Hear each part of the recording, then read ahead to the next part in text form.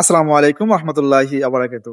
১ মিনিটের সিঙ্গাপুর এই চ্যানেলে আপনাদের সবাইকে ওয়েলকাম জানাচ্ছি। সিঙ্গাপুর প্রবাসী আমি মোহাম্মদ নুরুজ্জামান। বেসিক্যালি আপনাদের যে প্রশ্নগুলা দেখে মনে হয় যে আপনাদের বেশিরভাগ বাংলাদেশি ভাইয়েরা এই কনফিউশনে ভোগেন যে স্কিল এবং এসপাসকে আপনারা সেইম মনে করেন। না ভাইয়েরা, স্কিল এবং এসপাস বিষয়টা সেইম না।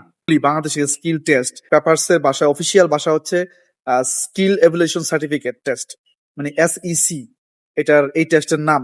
তো আমরা শর্ট ভাবে বাংলাদেশিরা স্কিল বলি, কিন্তু প্রকৃত অর্থে স্কিল হচ্ছে এস পাস, যেটা বাংলাদেশি যে এই বর্তমানে প্রচুর মানুষ এস পাস আসতেছে।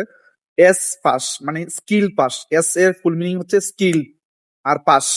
সো স্কিল পাস মানে হচ্ছে আপনি দক্ষ শ্রমিক, আপনার হাই একটা স্কিল আছে, যে কোনো বিষয়ের উপর আপনার ভালো যোগ্যতা আছে, ভালো কোয়ালিফিকেশন আছে, আপনি হায়ার স্কিলের একজন শ্রমিক।